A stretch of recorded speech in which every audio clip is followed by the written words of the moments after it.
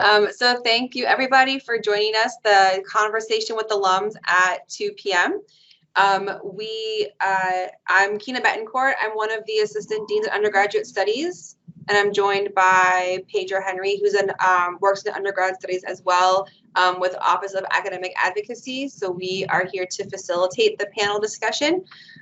We will start by having our three alums introduce themselves and give a little bit of their background and their story, and then open it up to anyone who has any questions. So top of my screen, I have Angie, if you want to go ahead and get started. Sure thing. Hey, everyone. I'm Angie. I'm with the City of Tampa. I'm a communications strategist for the city. I graduated from USF in 2017. My major was professional writing, rhetoric, and technology, which is in the English department. It was quite a journey finding that major. I came in undeclared and I changed my major about 5 times before finally landing where I did. And I'm really happy I did because it led me to this job with the city of Tampa. I oversee the social media accounts for the city of Tampa, and I do other communications, from writing press releases to working with the mayor's office, drafting talking points and scripts, speeches, things like that. So it's a really fun job and it's a really exciting time to be in Tampa. So thank you all for having me. I'm excited. Thanks so much for being here. The next on top of my screen is, am I saying this correctly? Shedlin?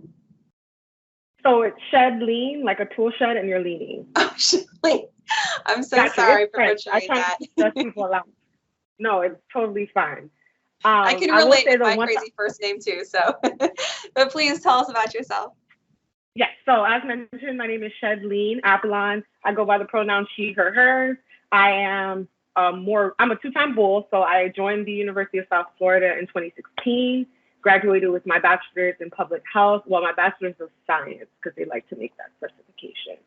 In public health, with a minor in Africana studies in 2019, and then that fall, I jumped right into my master's program, and I recently graduated with my master's degree in public health with a concentration in maternal and child health. On the 29th, I will be working for the Department of Health, Hillsborough County as a senior human services program specialist with the Office of Health Equity, essentially doing community health assessments, because you want to make sure that you're serving the community in the way they want to be served, not in the way you think they need to be served. My work has also sprinkled in some nonprofit stuff in the past year or so, and we can get into that more if anyone has any questions. Great, thank you so much. And then Nicholas. Hi everyone, go Bulls. My name is Nicholas, he, him pronouns. At USF, I was a biology major coming in and I changed my mind and I ended up becoming a geology major. Had a super great time there. Now I'm pursuing a master's in environmental policy and planning at Tufts University. So that's basically me. I graduated in 2020, fall 2020. So I'm a COVID graduate. That's definitely a thing. Very different experience, for sure. Thank you so much. So I know we've got a couple people in the audience. If anyone wants to unmute themselves and ask a question or pop a question in the chat. Otherwise, Pedro, I know, has some questions as well to get the conversation started.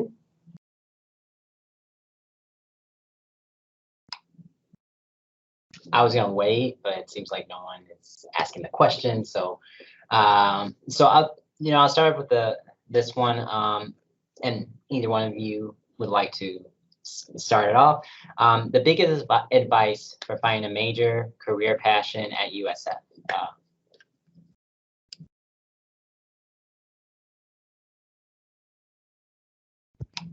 I can go first. That's a tough question. Like I said, I changed my major 5 times. So it was kind of trial and error for me. At the end of the day, what worked best was just going with what you really like. What are you passionate about? For me, I was really passionate about writing, English. So I first did lit studies. I realized lit studies wasn't quite it. So I met with my advisor and explored different kind of related majors. And that's how I found professional writing, rhetoric, and technology, which is kind of similar to mass communications, basically. And what drove it home for me was doing an internship and getting that real world experience. I was briefly an education major too, and we did classroom observation, and that's when I realized, like, never mind, I don't want to be a teacher. So sometimes the in-person experience is valuable because it helps you realize what you don't like, or it's valuable because it helps you realize what you do like, and then you can continue down that path. And I was lucky enough to have an internship here at the city of Tampa, doing social media, and then that led me to my job working with the city of Tampa. So it doesn't always work out that way, but at the bare minimum, you get that real world experience and you get to see what you like and go from there.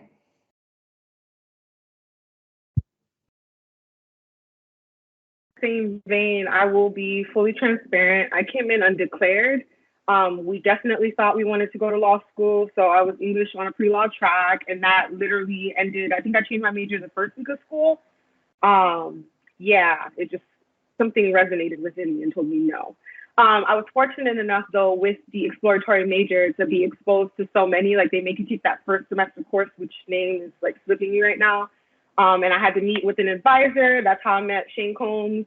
And there was also another advisor who was at the university when I first started in 2016. Her name is slipping me, but she was literally instrumental to me figuring it out. We literally sat down and looked at a map. And basically what she was saying prior to myself was, what is the confluence of what you want to do and what you are able to do? Because sometimes those two things may be different. Hello, definitely wanted to be a lawyer, but was that in my capability? You know what I mean? Did I really want to go to law school and spend 3 years, sometimes 4 years after graduation trying to figure it out? That wasn't really the wave. So I landed in between public health and I think it was international studies, because I have this whole shtick about saving the world, which I still do. She told me, like, take a public health class as an elective, and then if you don't really like it, if you don't really feel for it, you can always, just take an interdisciplinary studies or international studies course and figure it out from there. And I fell in love with public health. Now, we're on a different wavelength. You kind of see the tail end of it. And I'm glad I did it. I'm glad I was able to kind of immerse myself in that. I joined a lot of extracurricular activities. I think, do we call it that in college?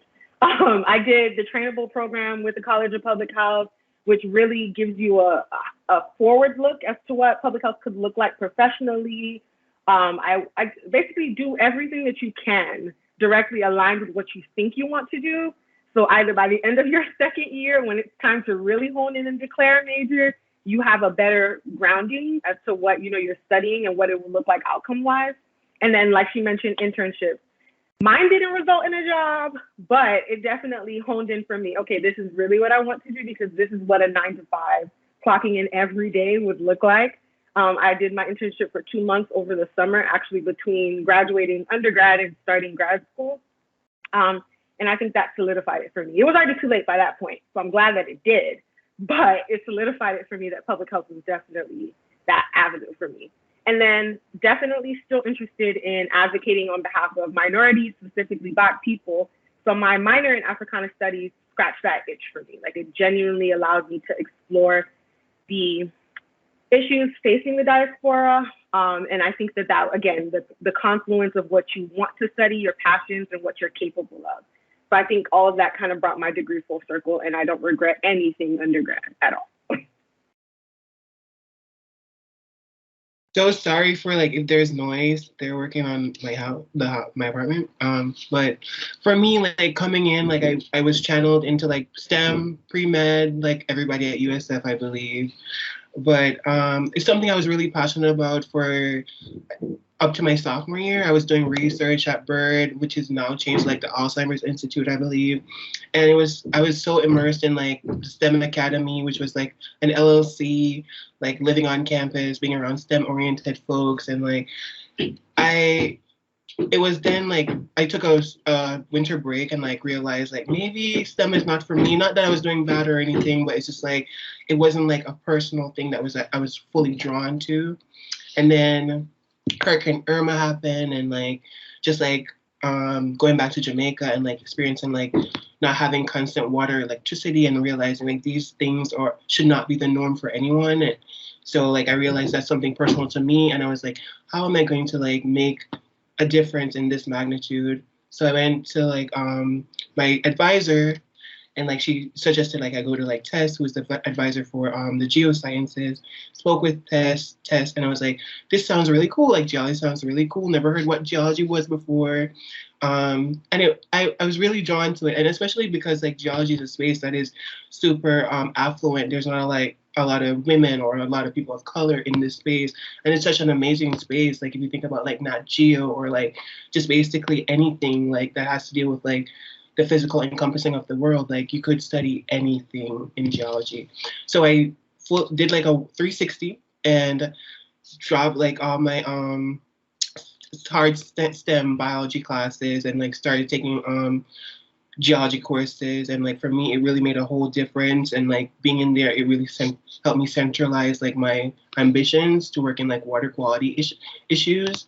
But definitely while I was before I became like a geology major and in my biology department, like I would always take like a fun elective. So I remember my second semester I would be taking theater 1, and I was like crawling around and like doing all these like fun things because like I felt like might as well because like I don't fully know. And like I would take like women's studies classes, I would take like Africana studies classes. It really shaped my outlook and perspective as opposed to like what I really want to do and how that impacts like communities. So that's my story so far. All right. Well, thank you. For those who just joined us, pretty much what we got from just now from the question was, what advice would you give for your major and what, the career and passion for USF. You guys came up with a lot of things that was great. It seems like courses, experimenting with courses, being involved on campus, internships. It seems like those sort of factors kind of helped out when it came to figuring out your careers and going further with it. So my next question then is, with that, what surprised you then the most once you got into, once you started your major, for uni major that you want your career, and postgraduate life, like what was the surprise, or what was the, that moment where you're like, oh, didn't expect that? Because I'm on the tail end of that and was on the tail end of that. So this is like double whammy. I've had a double experience with this. And I see Alicia, Mrs. Savage on the call. And she will tell you how many times I've been in her office since my junior year of undergrad, okay? Public health is such a pivotally important sector, okay? We see this with the pandemic. Did I know there was going to be a pandemic when I graduated from undergrad? Absolutely not. But the prospects of employment, just for me, were very disappointing. Such a noble profession, such an honorable profession, and then to know that unless you want to crunch numbers, which is not something I necessarily want to do, or unless you want to shape young minds, which is not something I'm opposed to, but just not where I'm at in my career path, it's not looking sustainable. And I'm not someone that got into the profession or any profession looking for a check or looking for a salary, a huge salary, but you want to be able to take care of yourself. You want to be able to pay your bills, pay off some debt. I didn't have any debt undergrad, but grad school is a whole nother ballpark. And that was surprising to me. And I was already knee deep in the water. I had fortunately enough credits to I graduated in 3 years undergrad, let's say that. I had enough credits to allow me to do that. So by the time I needed to declare, it was already too late. It was like, okay, boom, you either have to do this or you're going to be paying USF credited in half. And I was like, I don't want to do that. So that was what was surprising for me. It was very much just like, okay, you love this work. I was able to find kind of like my research focus and my research interest, like I mentioned a little earlier.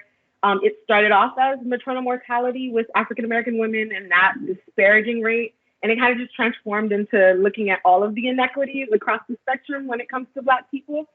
And honorable work, noble work, of course, but the pay is very surprising. So I had to kind of come to a reckoning with myself. How much do I love this work? how much is this a passion of mine and what am I willing to sacrifice in order to satisfy that passion? Because what I didn't want to do, on the other hand, though, was get home a hefty check every 2 weeks or every month, but then wake up feeling like, what am I doing? I'm in brain drain and I hate what I'm doing every day. So again, what you are able to do and what your passions are, I really had to check that for myself. So. I could go next. Just to like add on to that too, like I definitely believe like being able to like provide your life is important, but also it should be like something that you're passionate about, like something that you enjoy waking up in the morning to do and accomplish. For me, like when I was in geology, and for me, like they have field camps, they have like field trips and field experiences, and that's something that I never thought like a college course would have, like a college degree would have. Like I went to Death Valley, I went to like the mountains in Tennessee, places I've never dreamed of seeing myself, and like it ultimately opened like a broader horizons for me to like study abroad in Australia, and like just like seeing like how one degree can connect you like to different places around the world and like different issues that are current in like maybe the Tampa Bay area or your community, and how it can like transcend globally. Geology really affirmed me in like so many aspects, not only academic but like support, like because of my identities, because of like where I was coming from, like just having that support in a degree that I felt like I was lacking in STEM, not in like biology or whatever, because it's a big cohort. Biology is a big thing at USF. So yeah, definitely like it affirms me and like kind of channeled me to like be where I am right now, like in grad school, and like thinking critically, and like being a voice for not being my own voice and like uplifting other voices. I can go next. So the question is, what surprised us when we entered the workforce? For me, it was, I knew I was passionate about communications. That's why I went into the degree that I did. But once I started working here at the city of Tampa, I got a whole new appreciation of the importance of communication. As soon as I started, we had Hurricane Irma a month after I started working, and right away I got a whole new understanding of even like social media, the power of social media to keep the community informed, get across really important critical information in a timely manner.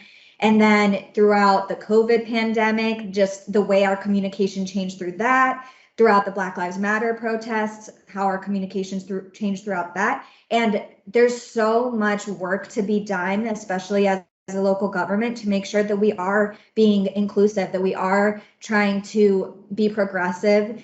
And we need really, the words that you say matter, especially when you're communicating at a local government level where you're talking to your community, you're talking to your residents, and words matter. So I really fell in love with communications even more once I started the work that I did. And I think that's why the internship was so critical to me too, because I never even knew that a job like this existed until I took my internship, and that kind of opened my eyes, and I got to see that communications is more than what you just initially think about. Like when I tell people I work in social media, some people think that's just playing on Facebook and Twitter, and it's so much more than that. It's really building a community, keeping residents informed, and making sure that everyone's included, everyone feels like their voice matters, they're listened to, their concerns are being addressed, and just building that sense of like Tampa pride and Tampa community.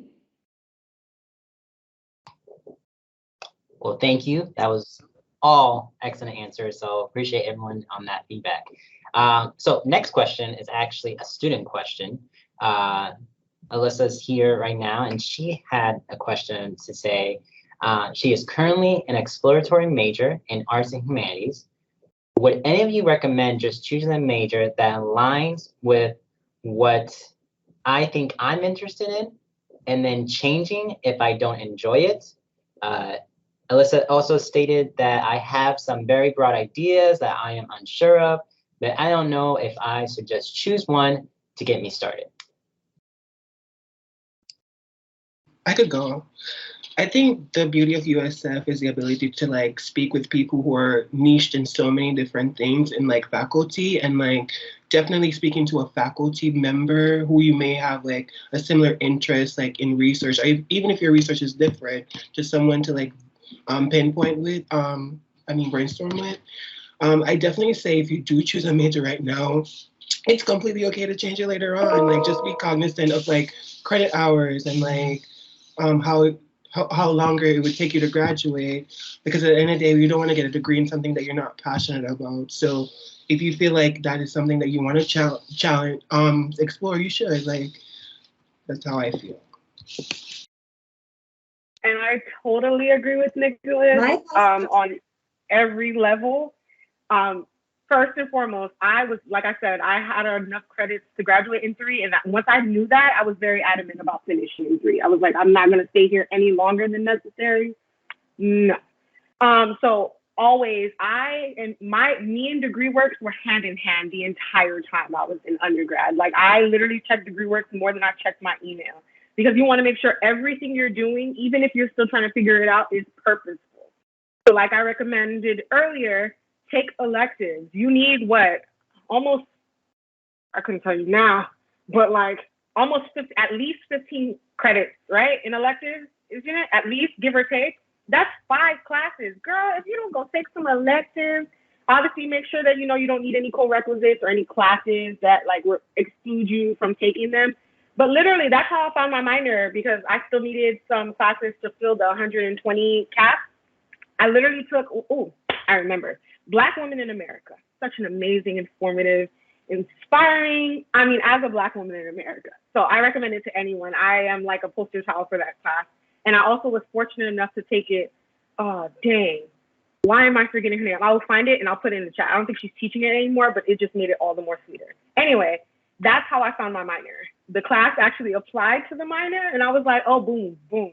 But it also allowed me, yes, Dr. Mutu, yes, Dr. Mutu, and she is everything. But that's what I was saying. That class allowed me to figure out, okay, hey, this is something that I'm interested in, didn't know it was even available to me. I also took Intro to Public Health as an elective and ended up choosing my entire major off of that one class. I literally declared at midterm during that semester. So obviously it may not come as easy to you in that facet, but you're also open to, like Nicholas was saying, USF, yes, Dr. Mutu is everything. I'm reading the chat, I'm sorry. But like Nicholas said, there's also dual majors. I don't recommend that to everybody because it depends on what you're trying to fuse together. But if you know you have 2 strong interests that kind of are not aligned in one specific major, talk to your advisor and see if there's any way for you to kind of mash everything up together in those dual majors. I had a friend who did global communications and she did global communications and another major just because her interests were so not aligned with just global communications. And now she's in law school. So USF has such a smorgasbord of ways that you can kind of achieve what you want passion-wise. And yes, if Dr. Mutu is offering a class, take it before you graduate, because that will put the cherry on top of your experience. Okay, I'm done.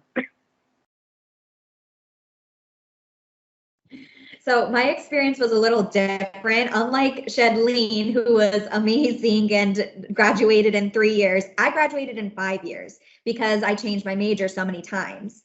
And looking back, it might be bad advice, but for me personally, I was lucky that I was able to extend to that 5th year, because in that 5th year, I really did find my niche and what I really wanted to do. Ideally, I love the advice of doing your electives first, because if you do your electives, that kind of helps you push you in a certain direction. And then if you have enough electives in a specific area, you can minor in that, or you can do a double major if you're able to do that. So definitely check the DegreeWorks and try to work with your counselors and advisors. But I think just going for it is probably the best way to figure out if that's something that you are interested in or not. Thank you so much. Alyssa. I have something to add to that. Yeah. I also recommend like getting involved. Being involved in college is so integral part of like building. Like even if you're a commuter, try to like find a club or a society or organization, a leadership opportunity that you can put yourself into, because like you're able to like think with people who may have different perspectives, different viewpoints, and also maybe in like a similar position that you're interested in or degree that you may find out about. Thank you guys so much, and thank you for adding even extra to it. I was going to ask Alyssa if there's answered the question. She said thank you, so it seems like you guys fully answered the question, so I appreciate that. I think we only have 4 minutes left, correct, in this panel? Am I wrong? I don't know. I actually have no idea what time it is. You run until 3. You're good. Oh, we're here till 3. Okay, I'm Thanks, reading my Alicia. calendar wrong. I'm thinking it's 30 minutes, it's an hour. We have plenty of time. So cool. So it seems like we're answering a lot of the questions. Internships, getting involved, been repeating that, so it's great to hear that. Electives, it seems like a very important thing to just not take just any electives, but take electives that might be interested, to kind of grasp and see maybe other opportunities of different majors that you might be interested in. I'm trying to see something that we haven't repeated yet. So I have a list of questions, but I feel like we've answered a lot. Our 3 panels have answered a lot of these questions already, so I do appreciate that. And again, like Alyssa did for us, if anyone here has questions, we can answer as well. Yes, you are raising your hand. Yeah. I want to say one more thing to the whole elective situation. And I was public health very early on, so forgive me if I'm wrong, but USF has like a confluence where you can look at past syllabi of instructors. Wink, wink. Not just to, know the climate of the class, but also to know the rigor, because you don't want to be taking, organic chemistry too, and also in an intensive, like a writing intensive, which you need to graduate anyway. But just, also in the whole idea of wanting to look at what, Alyssa, what major you may be interested in, looking at what the actual class entails. Some of the assignments even come with instructions in the syllabi, so that'll maybe give you even more insight, because that was the other part of public health. I am not a math person. I will never sit in here and say that I am. So that was one of the appeals for me as well as public health. Like, how can I maximize my educational experience to not walk away feeling like, why the heck did I major in this major? So just look at the syllabi as well. I think that also helps a ton with not just picking classes every semester, but kind of looking at the roadmap for a degree. Awesome. Thank you. Oh, you have one more? Okay, cool. So we talked about, in you guys as students coming in, taking these courses, helping you figure out your major. Now we want to kind of go further and talk about your current careers right now, where you're at. And I have 2 questions here. And again, if any students are in the panel want to have a question too, we'll answer that as well. But the first question is, what is the best and hardest part of your current position? Or what was the best and hardest part about the career search itself?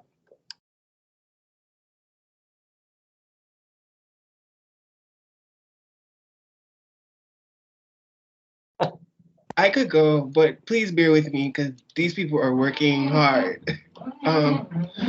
Right. But so I'm in grad school right now. I just started grad school, so thank the highest being for that. But like I think the hardest, I'm in like a urban and environmental planning program, and I think the hardest part, and it's in Boston, so that's completely different from Florida. It's literally Florida winter outside right now.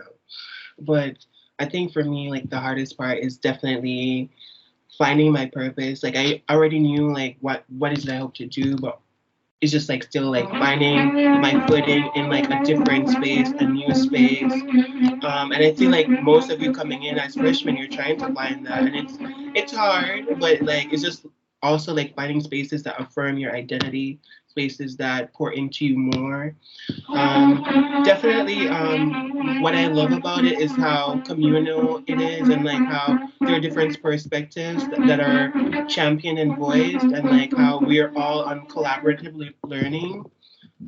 So that's for me. Like I'm not doing any amazing career yet, like these two boss women right here, but I'm working towards it, and I feel like even preparing myself through grad school for it.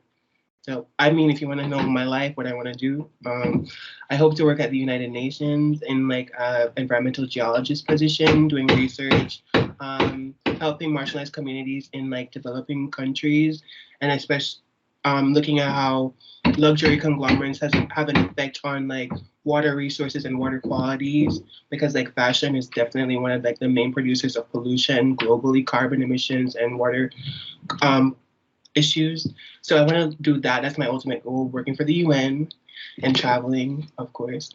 But then before that, like I would like to work at a luxury conglomerate and like working on their sustainability department, because these are issues that affect us all, fast fashion, and just like in the broader scope of things.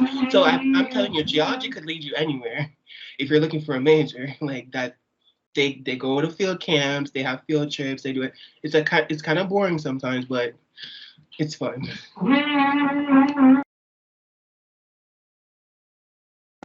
I can go next, unless you want to go, Shedleen. Do you want to go? Oh no, you guys froze. Okay, am I freezing? No? Oh, Okay. you're good for us. All right. Okay. So the most challenging part about my job at working in communications for the city of Tampa is that it never stops. So we have a very small but mighty team. But for example, if something happens on the weekends, after hours, it's nonstop. You know, we are answering questions from the community. We're answering messages on social media. Sometimes we have to put out a press release on the weekend. It's just a constantly moving job, and you have to be kind of adaptable and flexible. So that's kind of one of the challenges. But overall, it's a lot of fun. It kind of keeps it interesting that you end up wearing a lot of hats. You have to learn a lot of different skills. Like I've dabbled in video production and things like that. So there's a lot more to it than what I originally thought, but it keeps it interesting and fun.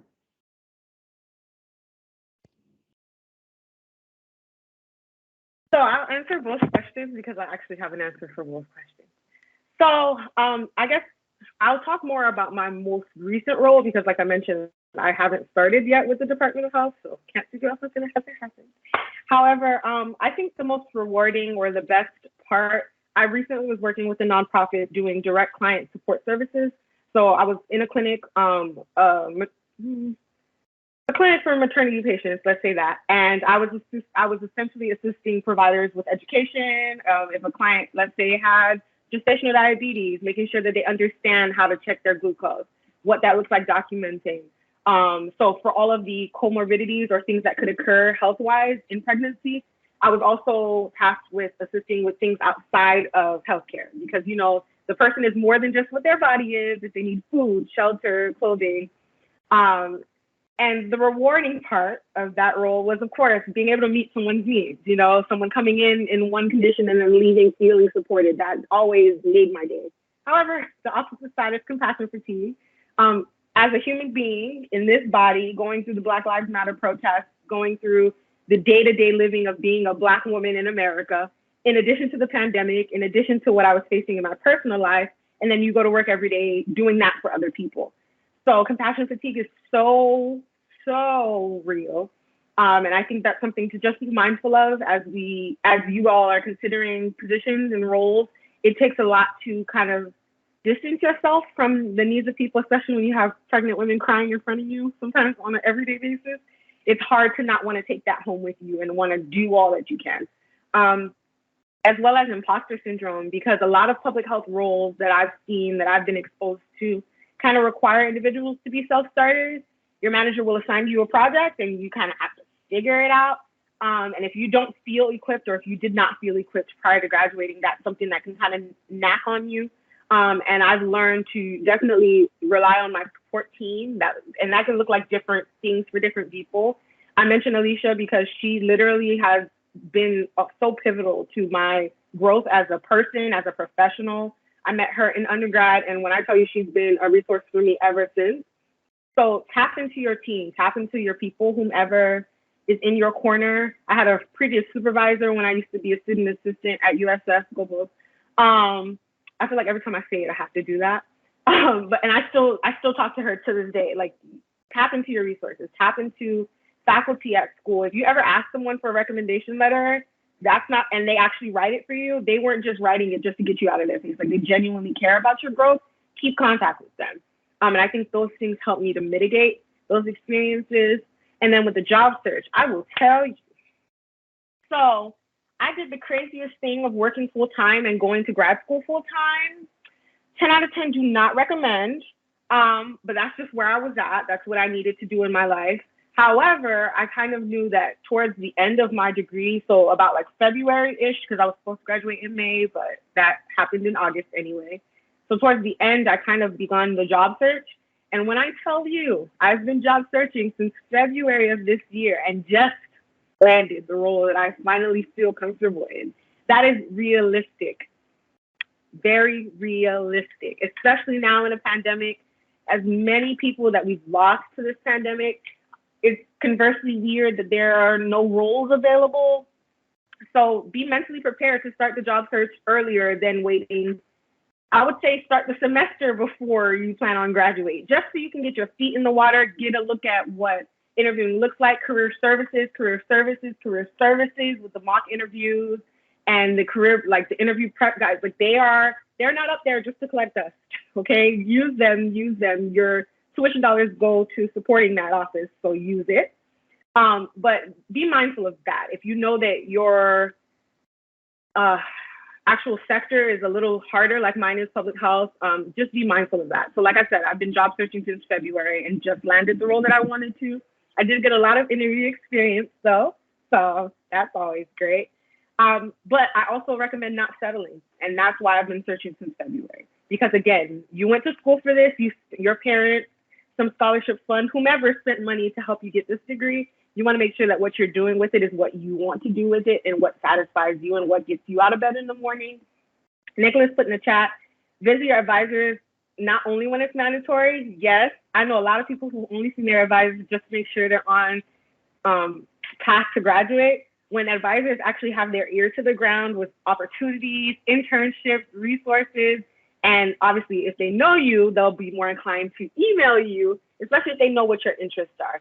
I actually found one of my internships through my advisor, so do that. But yeah, I think it's always rewarding working in roles like this where you're people facing and you're serving your community. I could only imagine, with communications. And Mr., you will work at the United Nations. I just want to make that very clear. It's going to happen. It is going to happen.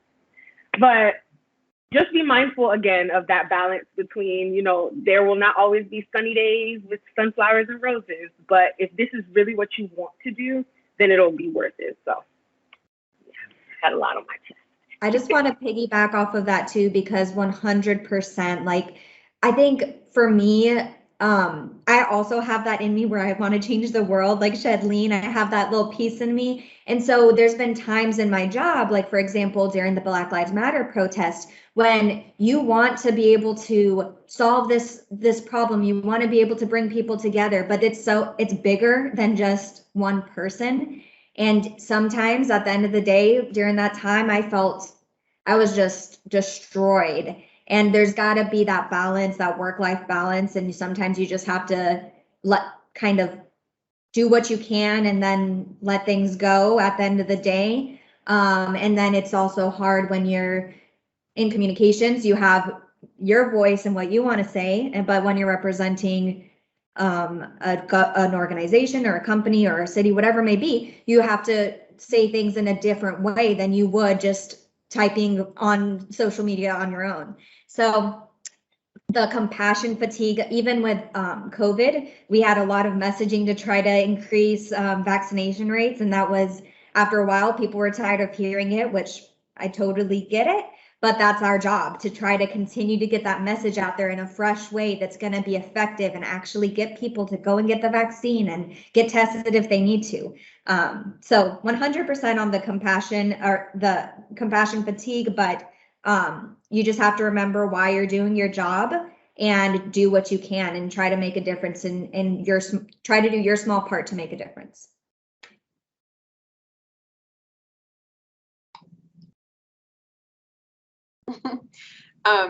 I also wanted to just add that I think there's a lot of pressure behind choosing your major.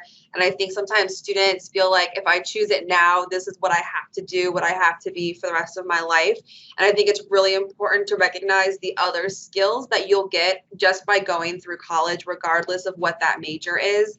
And for me personally, I changed a couple times in undergraduate and ended up with my master's degree in speech and my PhD in speech language pathology. But after working for a few years, I realized, it just wasn't, I enjoyed the work, but I was going to get bored easily. And then was able to sort of, with my other skills, move into administration and leadership in the university. So I think just it's really important to remember that, the name of that degree or that major does not define what you will do moving forward, and just making sure you can always kind of sell your skills. Like, yes, my degree says X, but I learned how to communicate. I learned how to be a team player. I learned how to do creative thinking and things like that. And that will allow you to kind of expand your horizons, because you'll definitely continue to find new things that you're passionate about that don't always resonate with your younger self when you first started college, and now it's down the road and it's no longer what you wanted. You've grown, as you should. And so I think it's just important to remember that you're getting other things besides just that specific field that's listed on your degree. Yeah, I think that's a great point. And then to add to that also, there's always opportunities to continue your education. If you decide you really want to go in a completely different direction, you can do a graduate certificate or a graduate degree. Graduate certificates are I think only like 18 credit hours. So you can do those pretty quickly, and then you have that under your belt. Or you can even do something more casual, like a LinkedIn Learning or something like that, and apply your skills to your new passion. So did we have someone chat? Oh, I just want to make sure a student didn't answer a question. So we were talking, so we just mentioned that when it came to figuring out your careers, grad programs will help you out more and everything. So I was going to ask Nicholas directly this question. So I know I'm calling you, it's just based on your situation because you're a grad student right now, correct? And I don't know if you answered this question already, but I kind of want to make sure, when you apply to grad school, did your major was the main focus when applying to grad school, or was it the requirements or course requirements that was what was the factor that made it to get into grad school? Thank you for that question and putting me on the spot. I can't emphasize enough that you are not a determinant of your GPA. Yes, get good grades. It's important to get good grades to be in good academic standing. But when I was applying for grad school, I was really nervous because coming from pre-med, you're oh, I have to have a 4.0, I have to do this, I have to be the best at this, I have to working at a hospital on Mars or something to get into med school. But if that's what you want to do, that's what you want to do.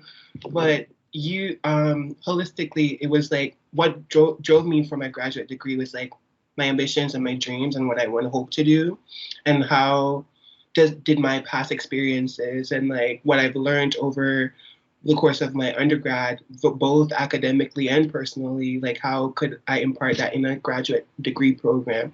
And the past year has given me a big whole nudge towards the degree that I want to do. It's super important to not be fall into a metric of I have to be a statistic based on your grades and your GPAs, because usually grad programs look at you as in a holistic way. What have you done outside of your degree? What can you add to this degree program that's so specific? It's cool if you have a 4.0 and straight A's, but then what? You're just a straight A student. What do you like to do? Do you do something interesting? Do you have I don't know, just that's why I say get involved, get as early as you can. And even if it's just one thing, going to a club, going to bull market. I used to just go everywhere. I used to just be bopping around.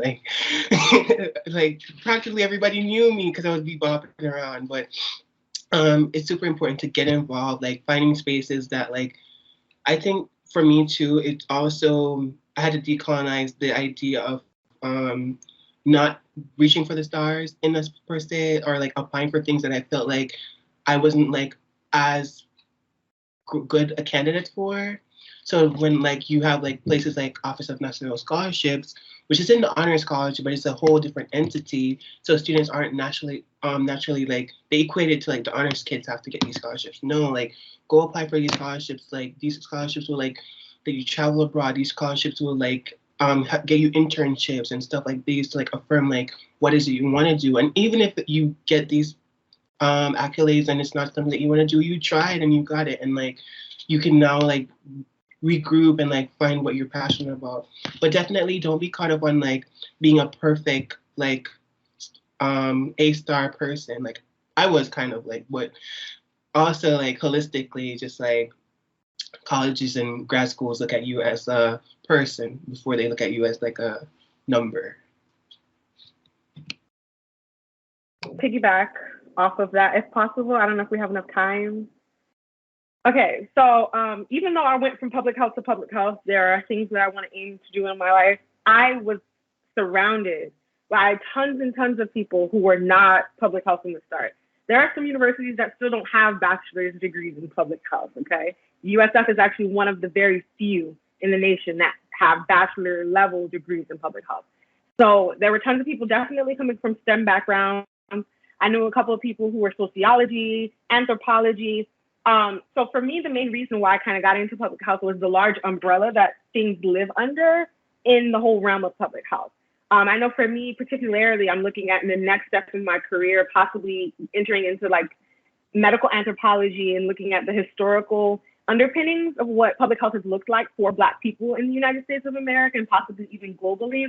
And there are just no organic programs like that in the United States. So it's giving me sociology, it's giving me anthropology lenses that I might have to pursue as I look into what a doctorate degree or a terminal degree will look like for me. And like Nicholas was saying, grad programs look at you holistically. It's not just GPA. It's definitely not just major. I think the only, and actually no, not even no graduate program, and I knock on wood as I say this because I don't know everything, but I don't think any graduate program mandates a specific degree for you to enter, even medical school. As long as you have the prerequisites and the strong basis for what they're looking at.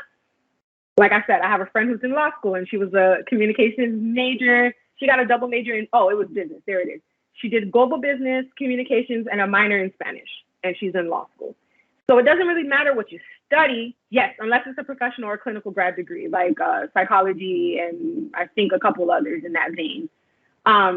So I think what sealed the deal for me, and I think what will seal the deal for you as you know, if you want to pivot and change careers at that point and you're looking at professional or graduate degrees, is your personal statement. Most, if not all, schools ask for it. And what that really is what have you done and why do you want to do what you're applying for? And do your research. Look at, I think someone mentioned it earlier, faculty and what they're researching and what they're looking at and why are you interested in that program? Because as I pivot, I will need to explain, hey, I'm a 2-time public health degree person. Why? Why do I want to get into anthropology or sociology or whatever it is that I end up doing? And yes, graduate school is tough. This is not the time to kick the ball around and just be like, oh, maybe I'm interested. Maybe I want to do this, because the playing field is now you should have either some basic understanding of what it is that you're entering into the program. And now it's time. I forget what the analogy is. Someone was like, undergrad is where you learn. I think it is. Yeah, undergrad is where you learn. A master's degree is where you practice. And a terminal degree is where you create new knowledge in your specific focus. So your master's degree is not a time for you to kind of be figuring it out. And that's why I don't recommend, even though I did it, I do not recommend graduating and just jumping into a grad program unless you've taken the time to study and truly be engrossed in what it is that you're getting a master's degree in, because the amount of energy, the amount of mental faculty it takes, the money it costs, it's not something to just do lackadaisically. Like, you need to be really on par. And that's why I recommend work, graduate with your undergrad, work for a little bit, make sure this is really what you do. Or if it's not, talk to people who work near you. If you see someone doing something that you're not necessarily a part of, but you're interested in there, like some of these faculty members at USF in the College of Public Health did not start as public health scholars. Like, take a gap year. Yes, taking a gap year is not a bad idea. If you have the support to do it, do it. Do it. Figure it out, because once you get to grad school, though, it's a whole nother ballgame. And not to scare you, but it's something where most of the people I was in classes with knew what they wanted to do. This is not something to just, oh my gosh, grad school is fun, yay, because it's not at all. But just to make sure that, you're really on par with what you believe your passions are and what your educational aspirations are aligned to, because I think it'll really allow you to, like, research opportunities in grad school are so much more, there are more of them. Internships, like everything you do in grad school is, I want to say 5 times or 10 times more important than what you did in undergrad. Not to say undergrad isn't important, don't get me wrong, but just the connections you make in grad school, the things that you do in grad school really set the hallmark for what the rest of your professional career will look like. So you really, really, really want to make sure that you are doing something you want to do. And I say all of that to come back to that vein that I started with. You don't have to be a STEM major in undergrad and go to medical school or do a MSP3 like we have at USF. Like, you don't have to stay in that same vein. As long as you're able to explain to the admissions committee why it is that you want to do what you want to do, you're able to show them, hey, like this researcher at USF, like one of my faves right now, oh my gosh, is Dr. Rone Wilson at the College of Public Health. Like, she's doing everything that I aspired to want to do when I started grad school. And she's one of the people I mentioned on my personal statement. Because you want to make sure that you're able to show, hey, I'm going to come into your program, I'm going to do this. And if you need to take a gap year or 2 or 3 to figure it out, do so. Because it'll be all the more worth it and you'll feel all the more satisfied when you're done.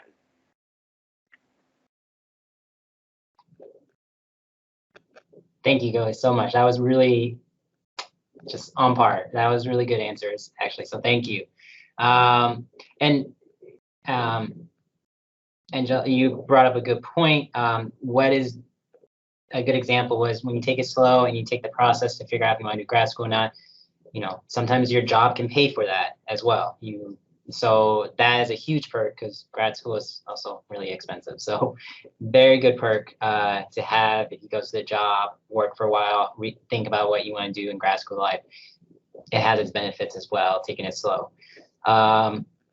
With that, I know we have a few minutes left.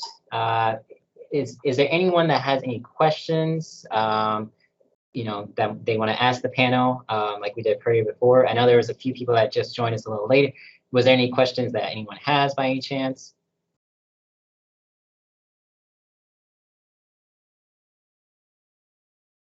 Okay, I'm gonna guess the silence is a no. So with that, we have a few minutes left. So I think a good opportunity, I guess, is just final. Oh, okay. Yeah. Yes. Also, yeah. Share your LinkedIn as well. No worries. Perfect.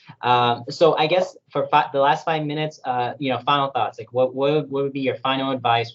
I know we said a lot of different things of advice and all that. But was there one thing you guys were missing? Y'all were missing in a point of, I forgot to mention this one part that's very important.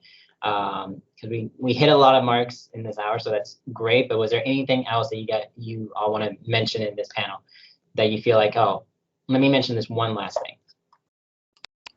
I could go.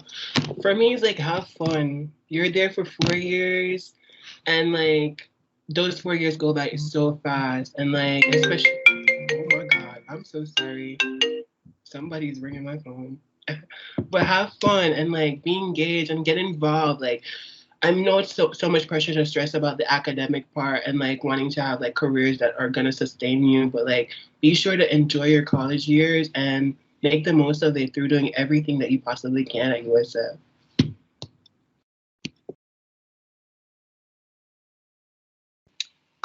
I don't mind going next.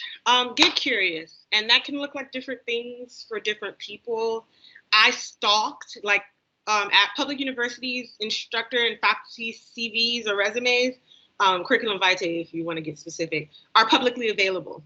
Look at them, see what they did in their trajectory. If this is someone you look up to, someone you're interested in, look at what they've done and kind of use that as a way to kind of map out, okay, maybe this is something I'm interested in and these are the things I may need to do. Not only will it allow you to kind of get a more realistic view, you can also, use that to write your introductory email if you're looking for a mentor, hint, hint. But it'll also show you what you have to look forward to let you know if this is really something, again, you may be passionate about, but are you not capable? Because you're able to do whatever you set your mind to, but what you're willing to do. Because I knew I didn't want to be in school for 15 years. I knew that. That's why I didn't go to medical school. So just look at, be curious, ask questions, stalk people's LinkedIn. I search people I have a faculty mentor I'm kind of stalking at the University of UC Irvine. Like I'm stalking people, stalk people. Like it's public information, it's accessible to you, and it'll only help you in the long run. Literally get curious, ask questions. So many people I know that are doing things that I think I want to do don't have traditional career paths. They didn't just master's, undergrad, master's, doctorate degree.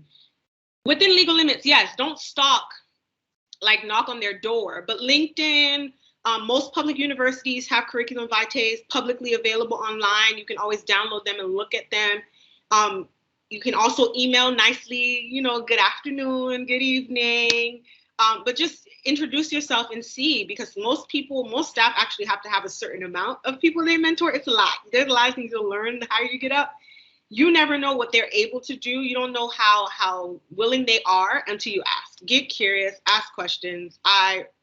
At every stage, you never know too much. I don't think there's any better advice than stalk people, but I'll try. I think another piece of advice I have is if you declare your major into something and then you realize it's not exactly what you want, or if you're in a class that's not exactly what you want to do, you're already there. So take advantage of that opportunity to really apply yourself and see what you can learn from that class, because there's no class that I took, even in the other majors I ended up not majoring in. I value every single one of them because everything is important and you can learn something new in every single class that you're in. So don't just discredit those classes that you realize you're not passionate about, because there's something that you can definitely take away from that class and that experience. And then I just want to reiterate one more time the importance of internships, because that's really where you get that real world experience, because you can study something in a book, but it's completely different doing it in real life in a job. So go for those internships. We have an internship at the City of Tampa. Shameless plug. If anyone's looking for an internship, you can email me, reach out to me on LinkedIn. We have opportunities available. But also, don't be afraid to, kind of along the lines of stalking people, don't be afraid to message people that you look up to. Or companies, if there's a company you really want to work for, message them. It doesn't hurt to just reach out and say, hey, I'm a student, I'm passionate about this, I'd love to get an experience working with your company. Are there any internships available? Because I think sometimes as a student, I thought that there's no chance this big company is going to want to hire me as an intern. And that kind of stopped me from going for a lot of internship opportunities. Now on the other side, as someone who hires interns at my job, it's just interesting to me that really if a student messaged me and was like, hey, I love Tampa, I really am excited to be a part of this growth of this city, I want to help tell Tampa's story, here's my experience, here's my resume, let me know if there's any opportunities available, 100% we would be like, all right, come in for an interview. So don't be afraid to just go for it.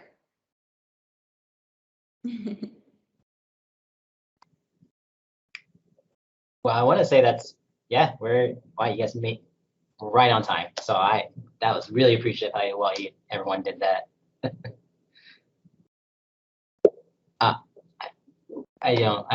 How do we end? Thanks everybody so much for attending and for being part of the conversation. And it was really interesting to hear everyone's story. It's so much fun to hear what you guys went through as undergrads and see what you're doing now, and just, the wonderful stories to share. So really appreciate your time in doing that. And thank you for sharing all of your LinkedIn. So for our guests who are here, take advantage of that. You can stalk Shedleen now. So you've got her information. But they've all got fantastic advice and experience to share. So definitely encourage you guys to reach out. But yeah, so thank you so much. Really appreciate everyone's time and hope you guys have a good rest of your day. Go Bulls. Thanks, everyone. It was great to meet you. Go Bulls.